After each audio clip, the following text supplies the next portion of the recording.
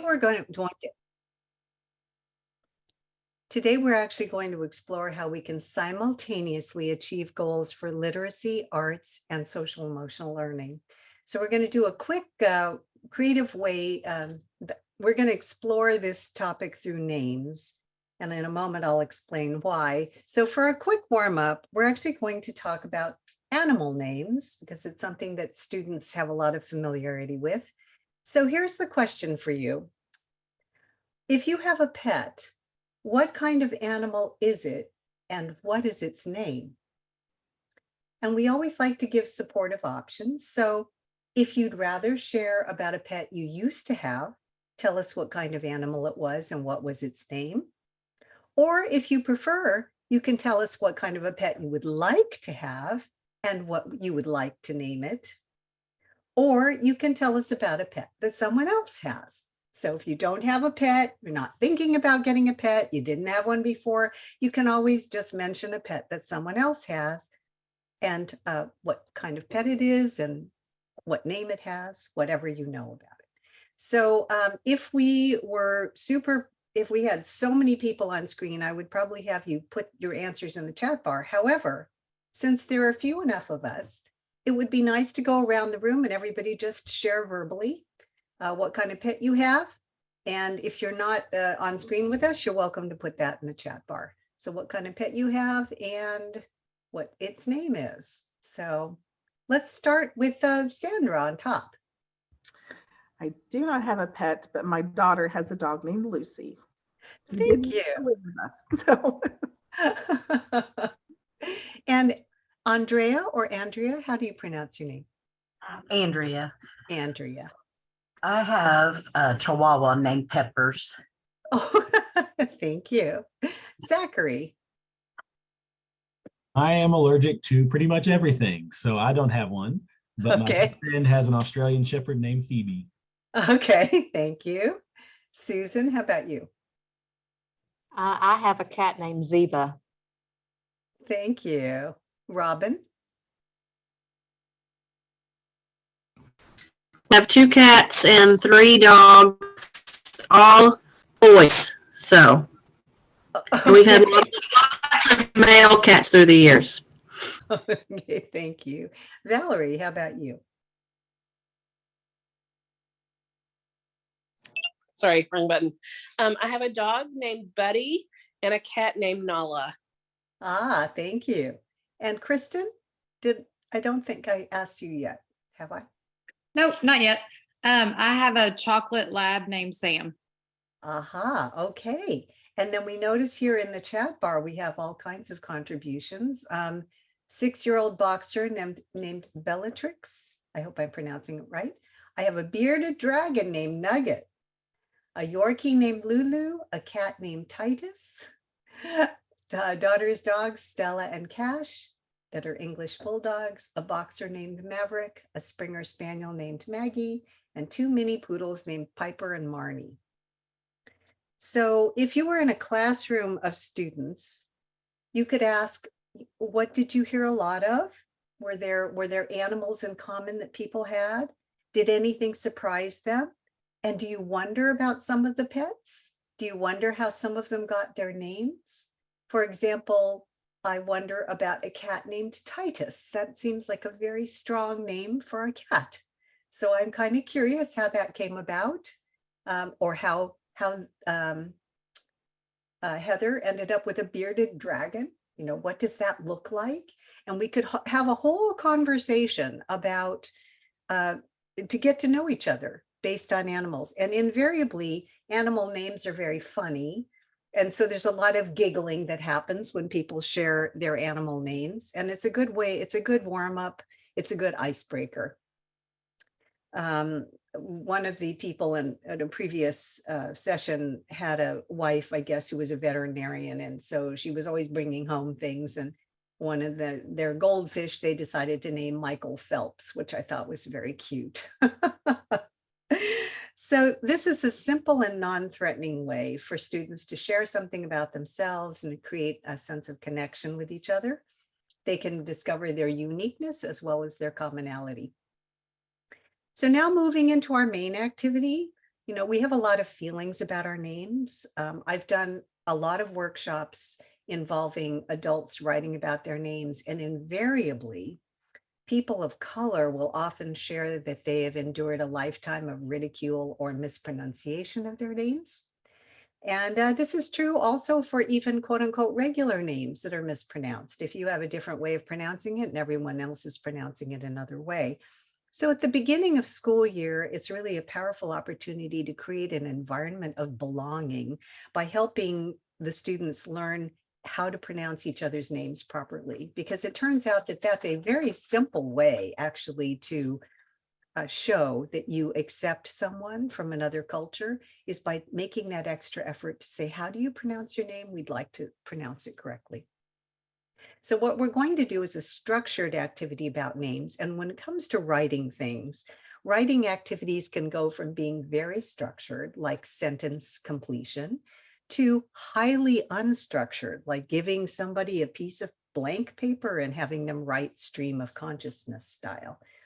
So younger students, and especially those who've experienced trauma, may do better with a structured writing process because it's more contained and less overwhelming. So what I'll be doing at the end of this activity, so this activity will involve working in pairs and then expressing what is written as a group.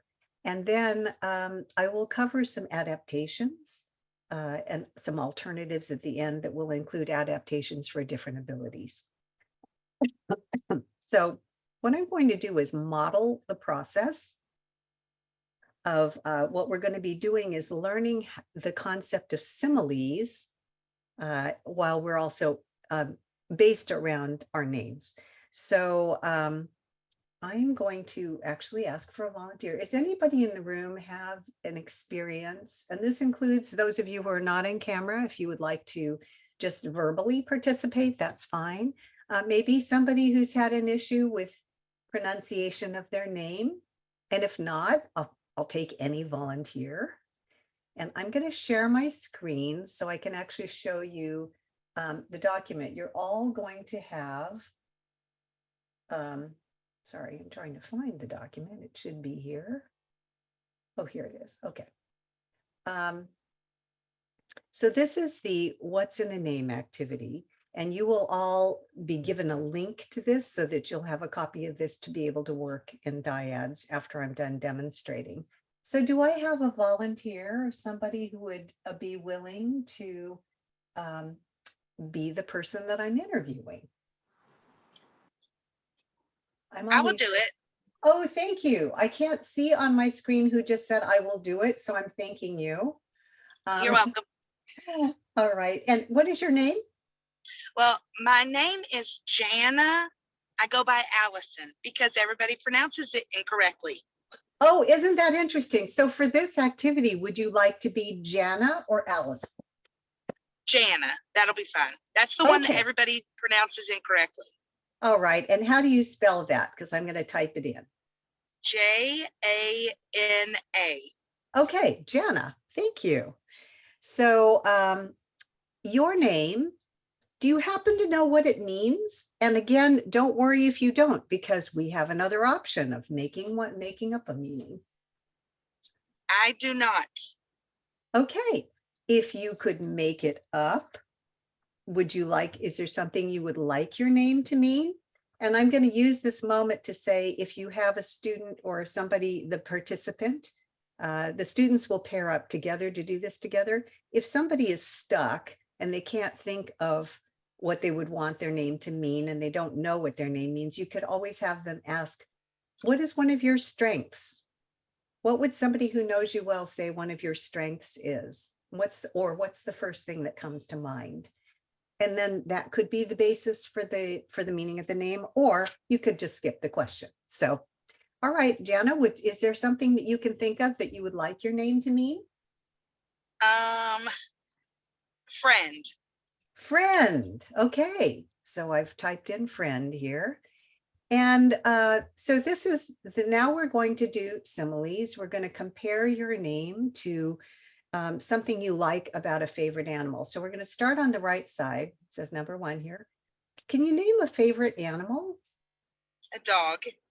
Okay, so I'm going to write dog here. And then I'm also going to ask, is there anything else you can tell me more about the dog, like what it's doing when you picture it in your mind? It's playing outside.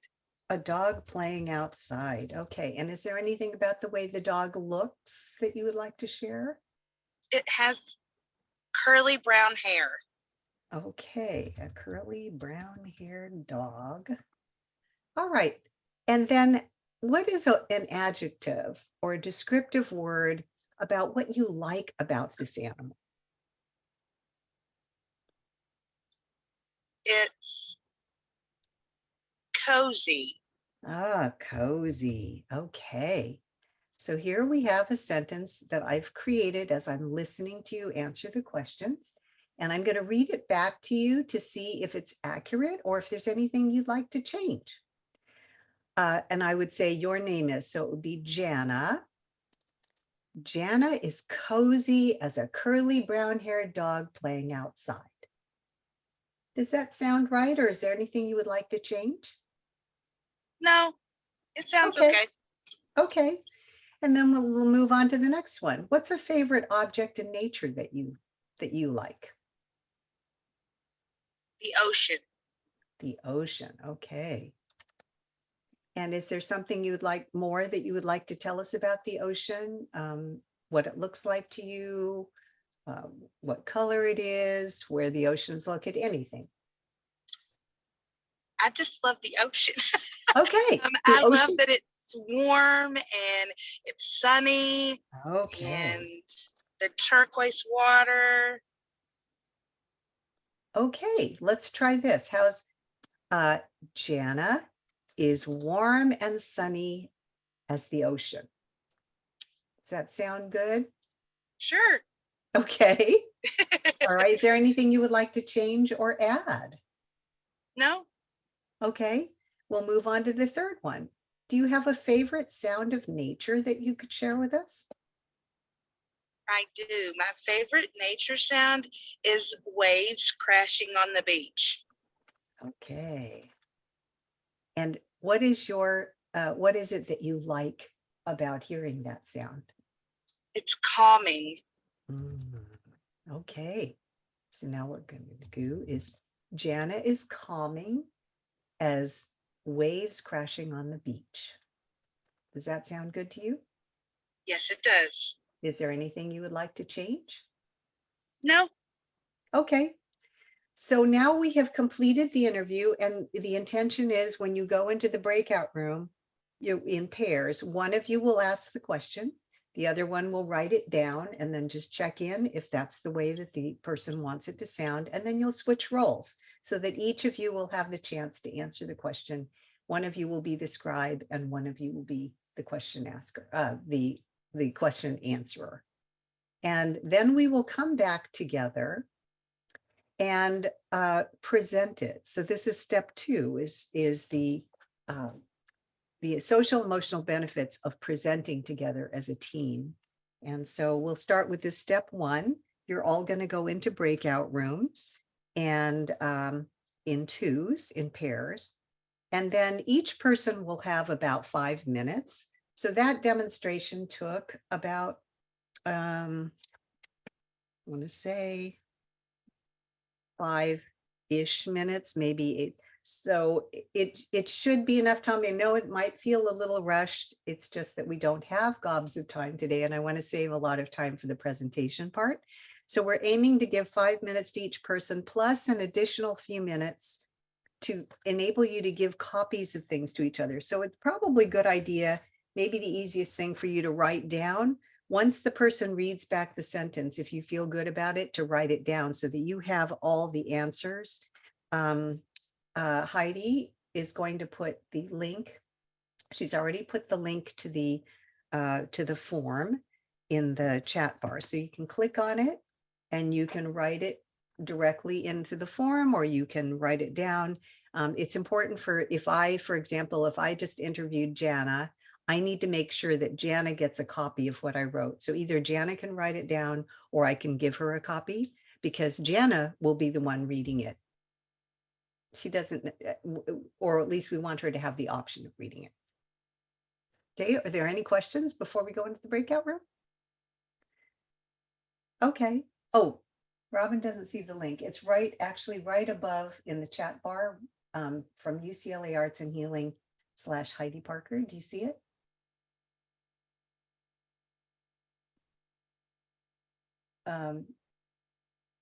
So Robin, do you see it now?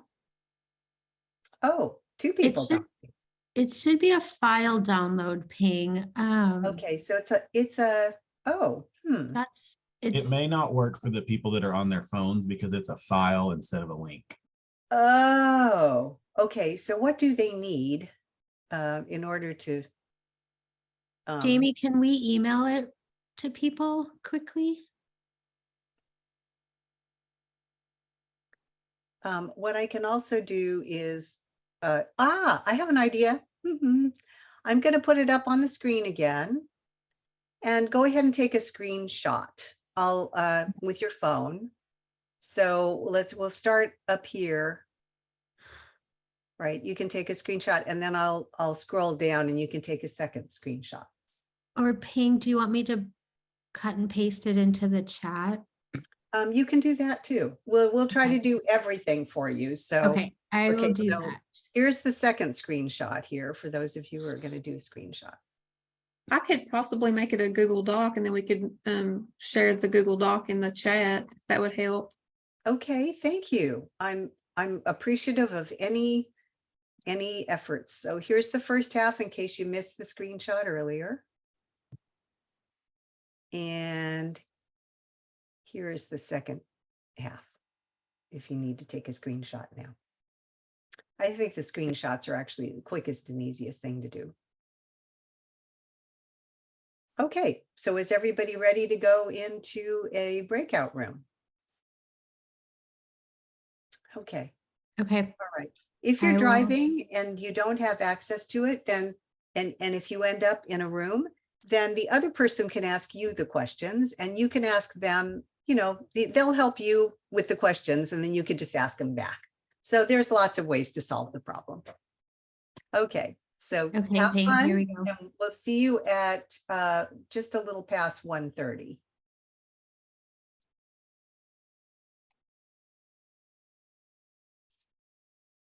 Okay. I think I'm going to hop in and out. Okay, so I'm going to move that person in your room ping. Okay. To.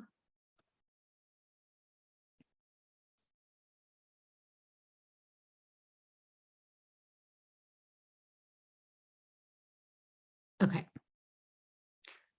So some rooms have 3, some have 2, so that should help as well. Okay. So if they have 3, they're really going to have, how many rooms have 3 out of all the different rooms? Because I'm wondering if we should make them all rooms of 2 and then I'll go in just to fill in if we have an odd number. Oops, did we lose Heidi?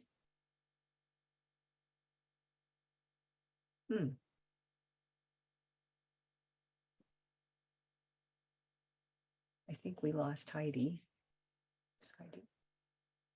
Oh no, she's there.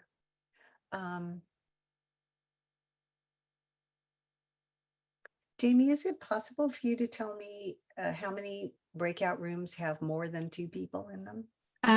So there's just 2, but one of those has somebody also on a phone. Okay. So technically they have 2 people. Okay. All right. So it's really just one. Oh, and I need to assign somebody now. You can put me in a room with somebody if that helps, or you can put those 2 people together if they. Okay, I'm gonna put somebody in your room. Okay. Just so you know, I'm on my phone driving, so I can't really write right now. Okay. Oh, that's okay. Sam, I'm putting you in a room with Ping. Okay. So Ping, if you go to room 3. Okay.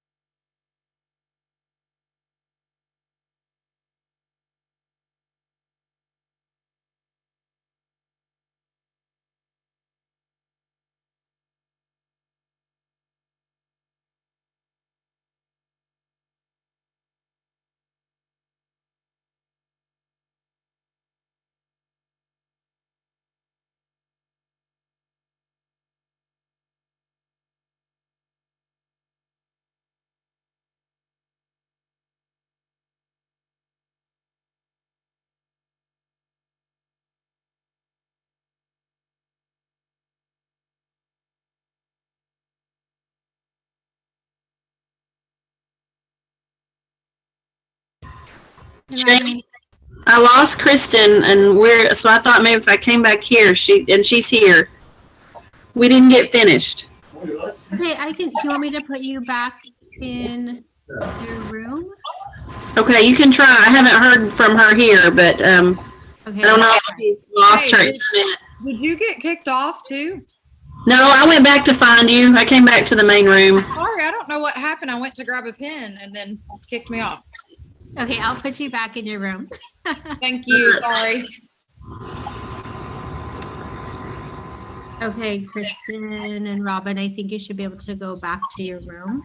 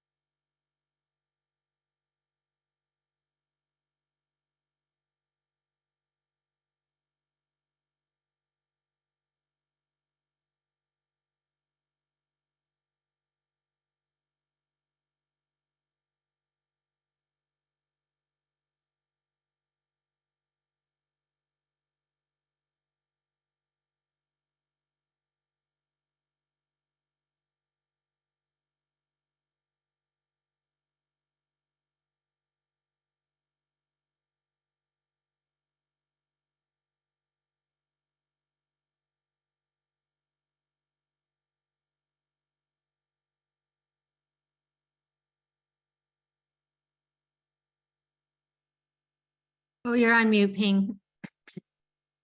Sorry, just had a nice interview with Sam. And I was wondering if I should bounce in and out of any breakout rooms to see if people are having any questions. Okay. Do you want me to just put you in a room?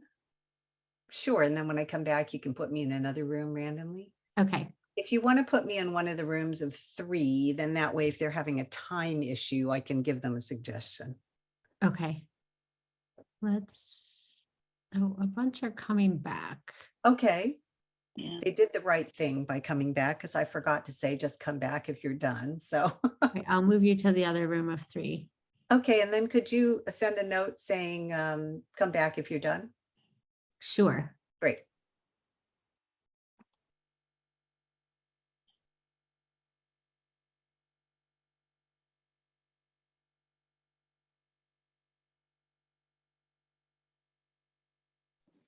You could move me into a different one too.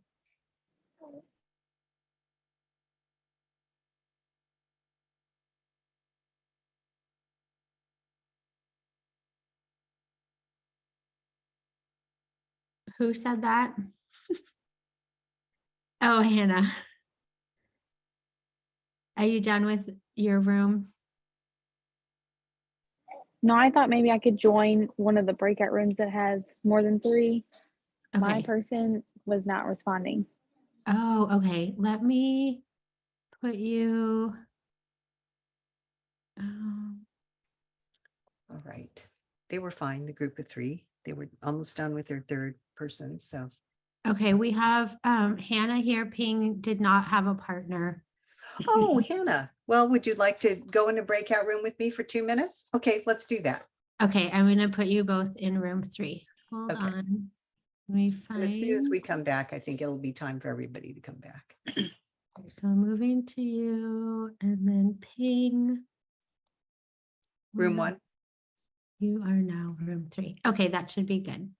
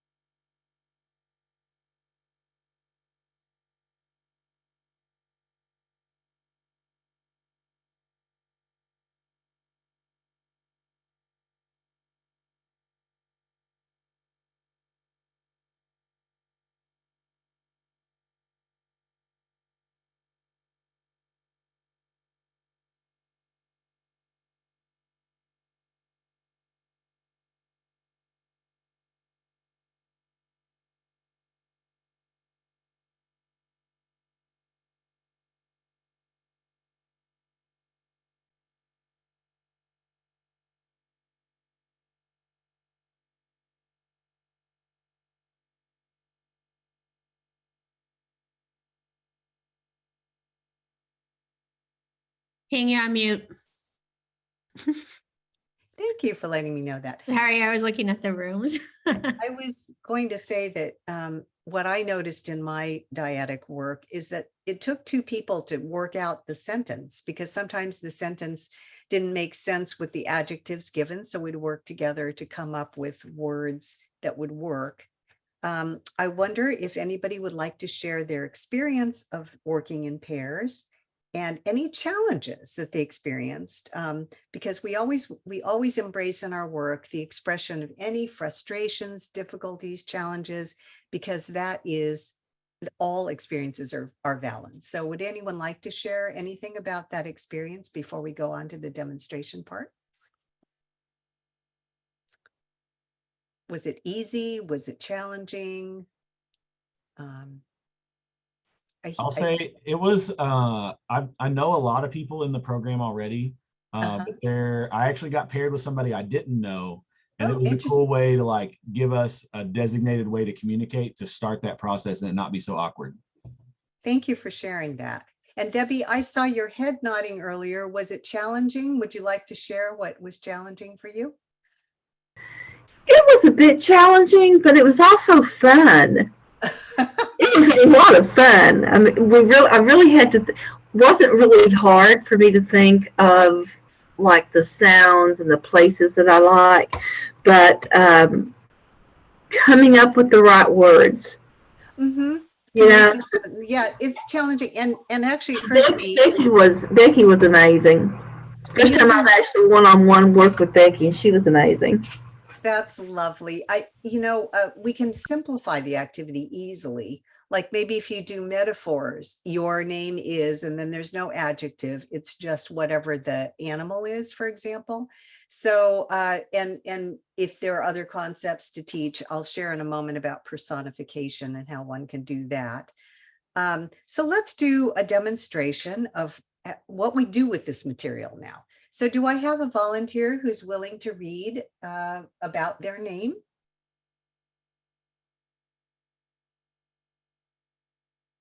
Oh, I will. I don't care. Okay, thank you, Sandra. So what we're going to do is you're going to read, and then Heidi, could you spotlight yourself and me and Sandra? So there's just three of us on the screen. Okay, there's Sandra. And what we're going to do, what Heidi and I are going to do, is we're going to actually express what you're saying in movement.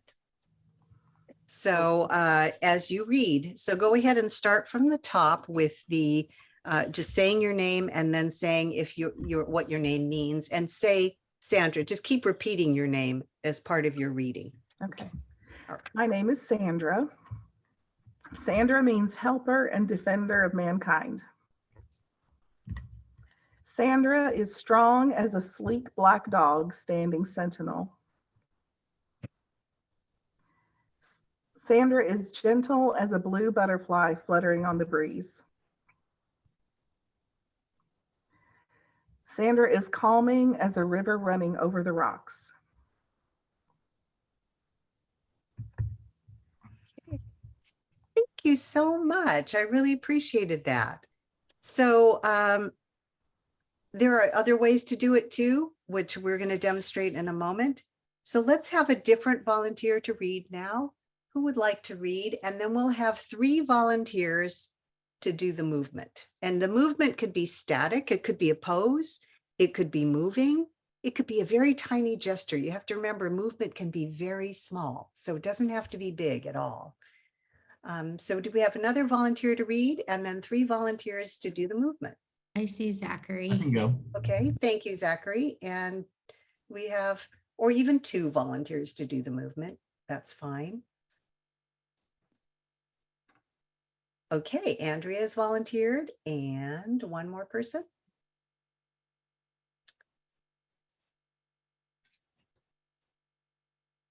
Debbie, how about you? Are you willing? Okay, I think I read your mind. Okay, all right. So we're going to spotlight Debbie, and then we're going to unspotlight you and me, Heidi. Okay, so you're going to do the exact same thing, and then we're going to see what happens when we add music. Okay, Just so you know, this is the perfect trio right here. Oh, wow. That is awesome. Okay. All right. All right. My name is Zach. Zach means optimism. Zach is persistent as a sloth in a tree. Zach is rooted like a tree in a forest. Zach is loud as the thunder at night. Actually, if we unmuted you, we could have sound effects too, couldn't we? So let's do this one again now. I'm going to put on a hip hop track, right? This is the language of the youth. And see here. Okay, I'm going to share my computer audio and here it comes. So just let me know if this is too loud. Okay, can you hear it? Okay. And Zachary, we are hoping we can still hear your voice. So go speak as loudly as you can. Okay. Okay, all right. Zach means optimism. Zach is as persistent as a sloth in a tree. Zach is as rooted as a tree in a forest. Zach is loud as the thunder at night. Okay, all right. You were so, as soon as you started moving, I started moving. It was so infectious. So let me ask the whole group, and you can just speak out. What did you notice? What did we notice? And let me also ask Zachary, Andrea, and Debbie also to share. What did you notice? What changed when I put the music on?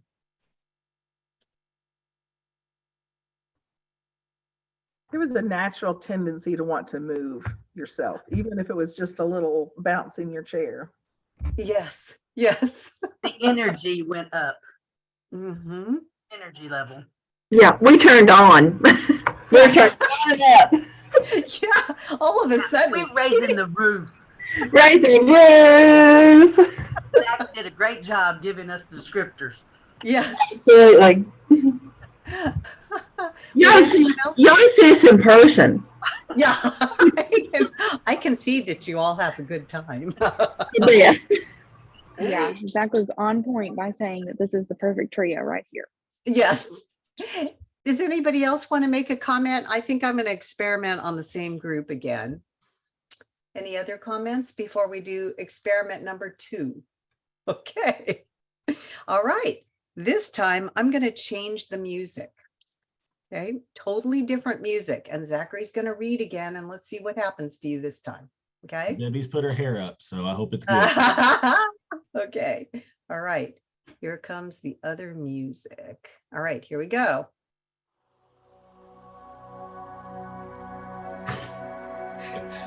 Zach means optimism. Zach is persistent, like a sloth in a tree. Zach is rooted as a tree in a forest. Zach is loud as the thunder at night.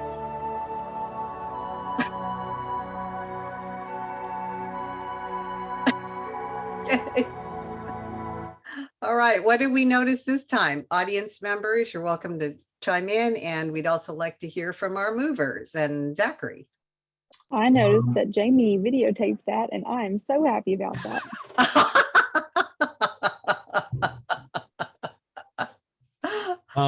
I naturally wanted to read like slower and more calmly. Interesting. That spa moment. Yeah. Yeah. Yeah, we definitely move slower and more calm.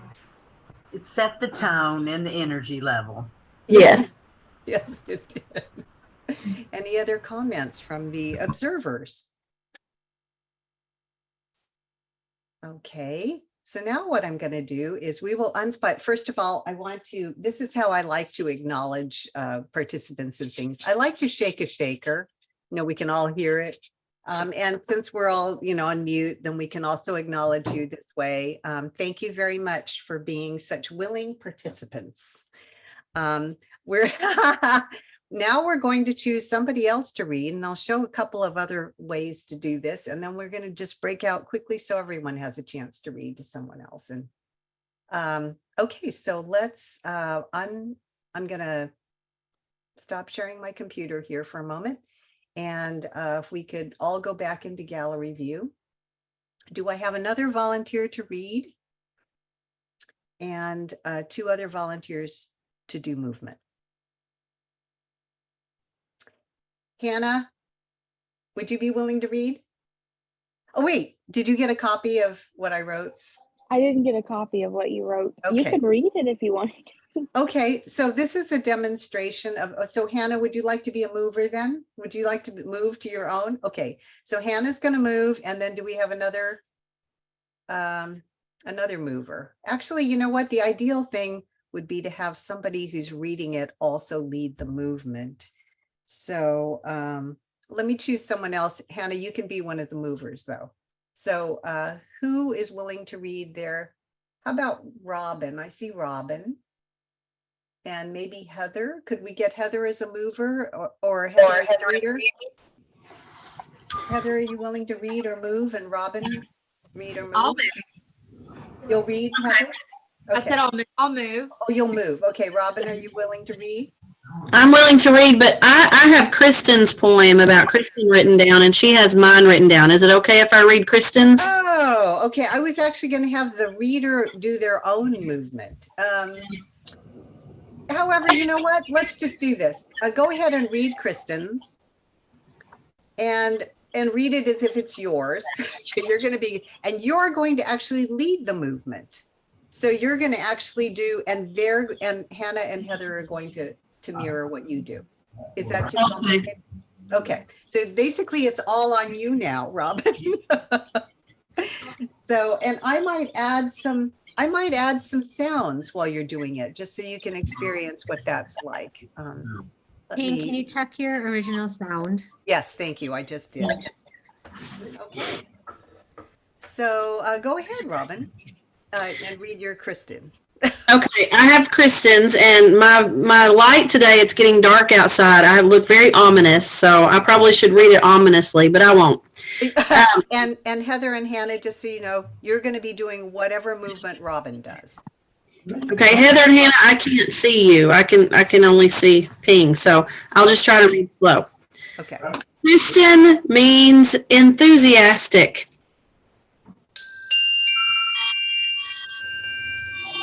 Kristen is as friendly as a dog. Kristen is as glorious as a sunset. Ooh. Ah.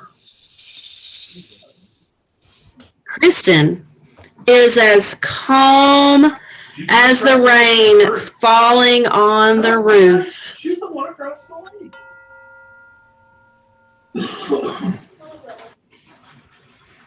Thank you so much. So it's another way that can be done. You can add sounds. You can have students add sounds with little hand percussion instruments. Thank you so much for demonstrating that. So now we're going to just go in for 5 minutes into breakout rooms so everybody gets a chance to read theirs. If you've already read it, you can skip.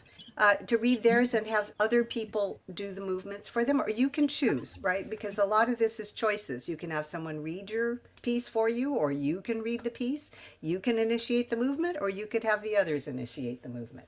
So it's totally up to you. You get to make those choices and go ahead in your breakout rooms. And I would put people, let's see, in order for us to have enough time to wrap up, maybe put 3 people together. So that 2 people get a chance to read, or if one's already done it, then just one person can read, and then just come back when you're done. And see you back here.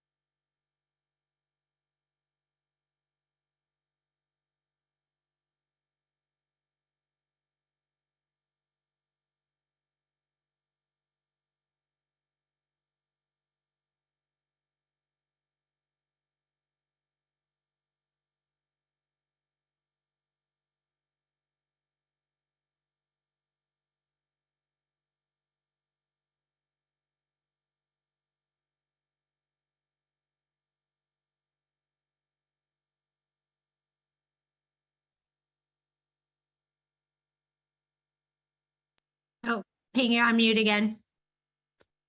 Here I go, sharing and not being heard. This activity was actually designed with a lot of social emotional considerations.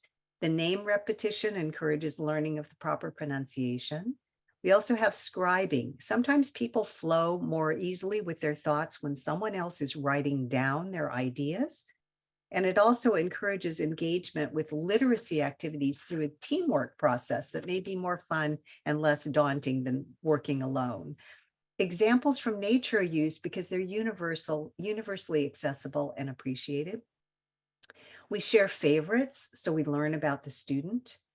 And we're focusing on positive qualities, on being able to say, like Jana is strong, or, Hannah is creative, or whatever the adjectives are, because a lot of students carry a lot of self-criticism and negative judgment over their abilities. And a lot of that often happens with students who are from other cultures that don't have much representation or opportunity. And then they're internalizing negative messaging. So it helps unwind negative messaging. We use adjectives and similes not only to support academic learning, but also to facilitate movement. Because when we mirror each other's movement, it's a form of empathy. It's like saying, I see you, I hear you, I validate you. And this is part of the work we do with the creative arts therapies informed work, is using mirroring as a way to show somebody that you are really accepting them. We also have alternatives for everything. If anyone gets stuck, find an alternative, because that's a way to be supportive and to empower individuals. If anyone has a hard time with an activity, we want to hear about it, and we want to ask the students about it as well, to validate their experience and to reinforce future self-disclosure. And both parts of the activity, the reading and the dyadic work, enable students to be seen, heard, and connected. And this is especially important right now at this time of disconnection, when students are feeling disconnected because of trauma, loneliness, intolerance, or social isolation. And also, when we acknowledge culture, we can acknowledge culture also through music and the meaning of names, because, and this is particularly important as a way to acknowledge people from other cultures who may not feel comfortable sharing about themselves and may not feel accepted by others. So as far as adaptations, there are the choices people can make to read their own and initiate the movement. You might think about doing that if a student needs extra attention and they don't know how to get it in appropriate ways, or if you have a really hammy student that would enjoy leading the movement as they read their own statements, that is a way to enforce leadership and positive risk-taking in appropriate ways. Then if students may decide to have somebody else read for them as they witness the movement or they move along to the reading, all of this helps with decision-making and problem solving. It helps them identify how they're feeling so they can decide, well, what do I really feel like now? Do I feel like trying, or do I feel like letting someone else do the reading for me? If students are stuck for ideas, you can have nature images on hand to perhaps inspire their answers about what kind of animal or favorite sounds they might have. You can also use art as well. Students can draw images to express the meaning of their name and their favorite elements of nature. The images could be drawn mandala style within a big circle, or after they read their statements, they could actually hold up an image, for example, and share what they drew. If literacy skills are a challenge, there are other ways to learn names and enable students to be seen, heard, and connected. For example, a student can say their name followed by a movement or a simple rhythm on their body, and everybody needs to repeat that, right? I could say ping, da da da da, and everybody has to do that back to me. This brings a lot of laughter out and is very connecting, ice-breaking. Developmentally younger children who have attention span challenges and or traumatized children who cannot repeat back what they just heard, you can just affirm them by just all doing a group beat and just saying their names, Sandy, Sandy, Sandy, Sandy. Who else wants their name chanted? Oh, okay, Robin, Robin, Robin. They love this, and it's really easy to do. And adolescents can be encouraged to come up with their own writing prompts or to change the instructions in some way. And you can change art forms and themes other than nature. You could change the music, you could change the literacy goal. So here's an example. You could have the subject, instead of being your name, it could be a positive feeling. It could be like happiness. And then you could teach personification. Happiness eats drinks hot chocolate on a cold day, right? And or comfort, for example. If you choosing positive words keeps the activity in the realm of social emotional resilience building. And so there is a free, excellent online writing resource for vulnerable adolescents called the Pongo Poetry Project. I'm going to actually put this in the chat bar. They used to have, I think they have less free prompts online now than they used to. However, I think they're still there.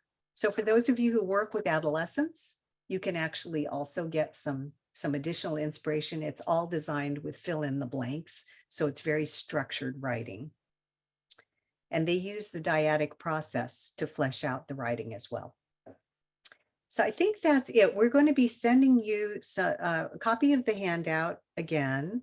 You'll also get a long list of curriculum standards. I went through all the curriculum standards in California and put them in there so that you know what curriculum standards are addressed by this activity, both the literacy and arts-based standards. And I think that covers it. I just would like to, I'm willing to stay for a few more minutes and answer any questions or hear any comments. I welcome any feedback.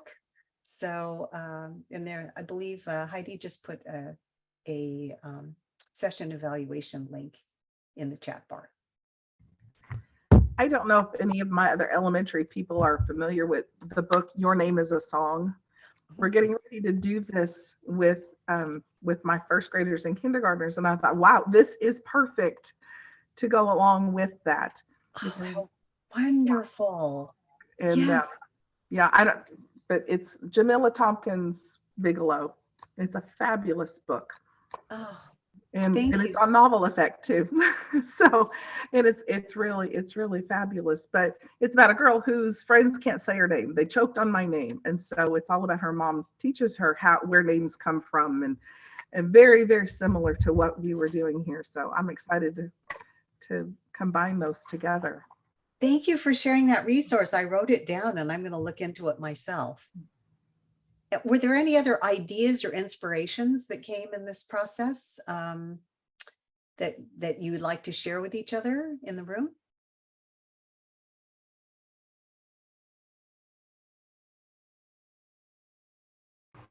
My theater kids are going to love this. I cannot wait to have fun with them. This is wonderful. I'm glad to hear that. And don't be afraid to change the prompts in some way that maybe works better for your kids or makes it simpler. Again, instead of nature, you could use your favorite music. There's a lot of possibilities here.